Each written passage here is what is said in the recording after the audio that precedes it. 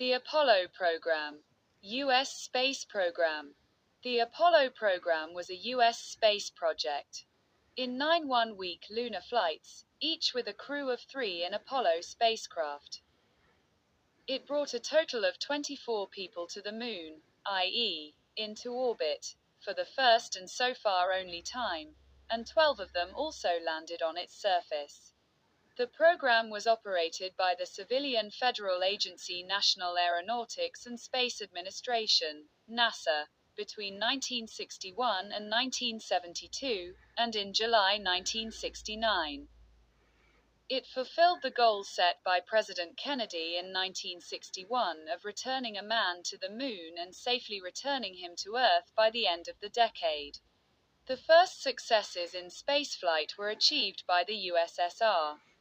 The Sputnik shock of 1957 and the flight of Yuri Gagarin in 1961 put the competing rocket forces of the American Armed Forces under pressure. Simple space flights were completed in the Mercury program.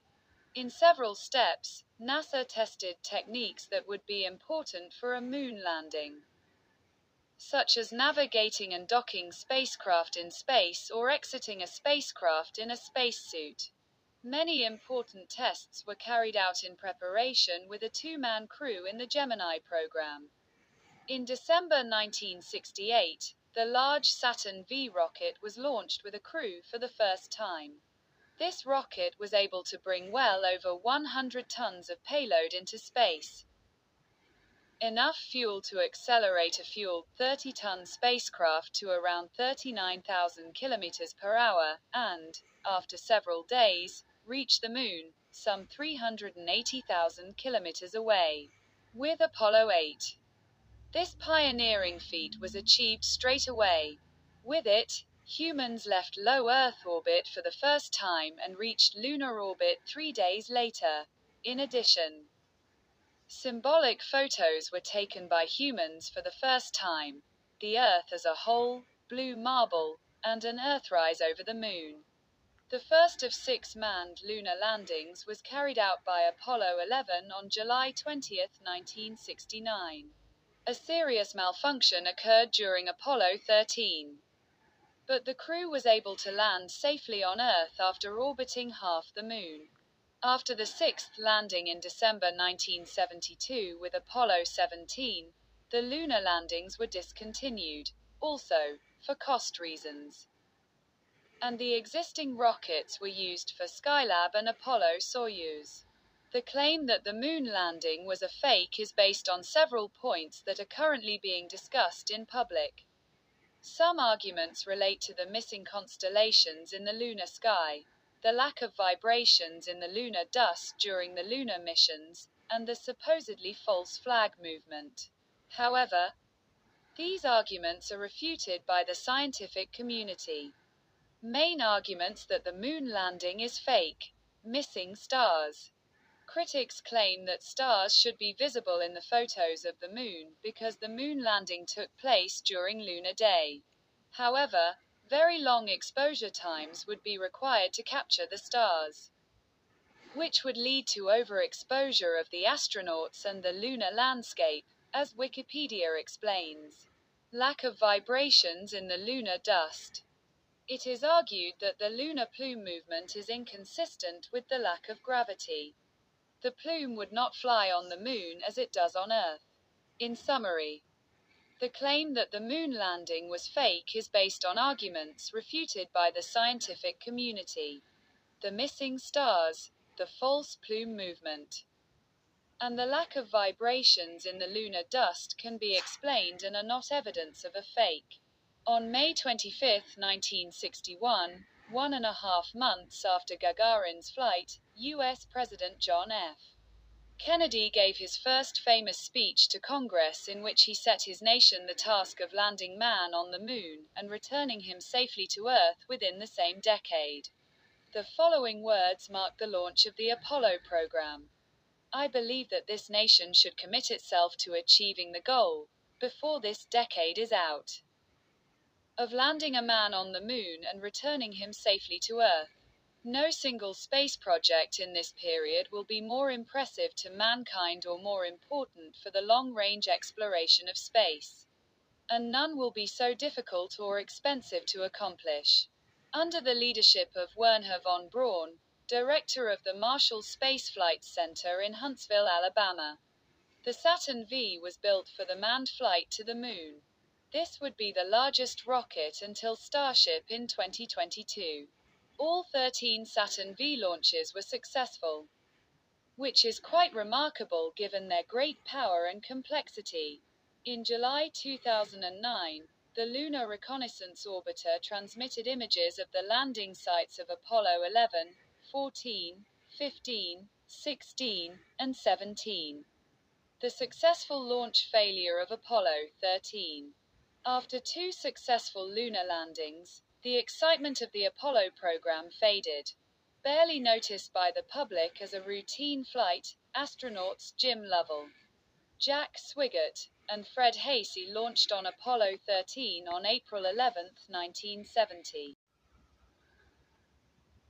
Die V1 und V2 waren im Zweiten Weltkrieg von Deutschland entwickelte und eingesetzte Vergeltungswaffen, auch V-Waffen genannt. Die V1 war ein Flugkörper mit einem Motor, während die V2 eine Rakete war.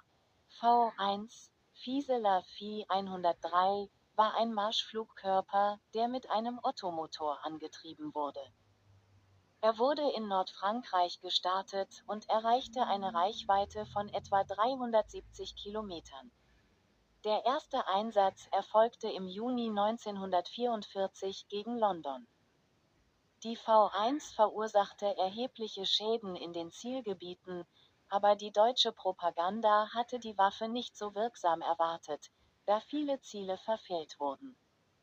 V2, Aggregat 4, war eine ballistische Rakete, die mit Flüssigtreibstoff angetrieben wurde.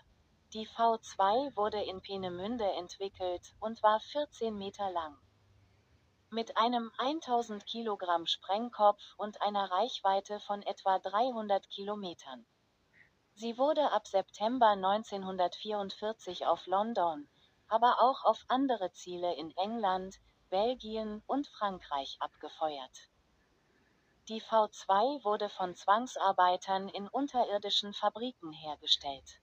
Die V2-Raketenangriffe auf London verursachten bis zu 9000 Todesopfer.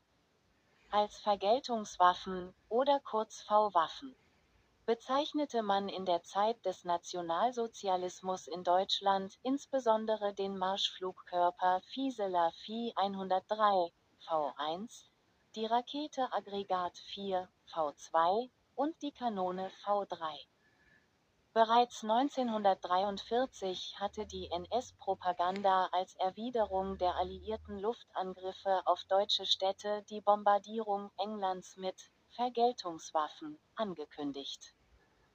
Um die Moral der Zivilbevölkerung und den Kampfgeist der Soldaten aufrechtzuerhalten.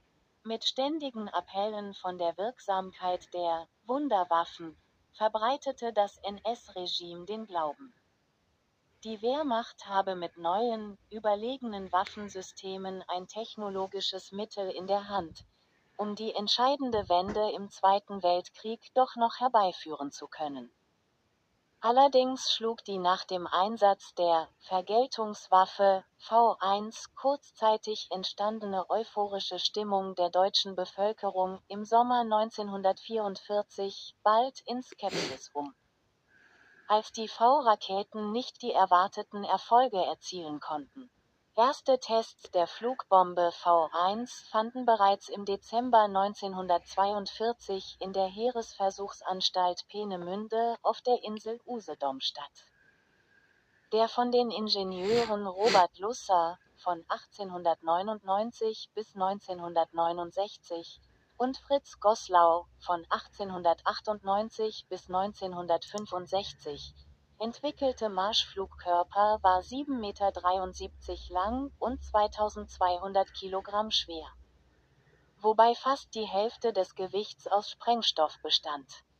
Mit einer Geschwindigkeit von annähernd 600 Kilometern pro Stunde erreichte die V1 eine Weite von 370 Kilometern und wurde nach der alliierten Invasion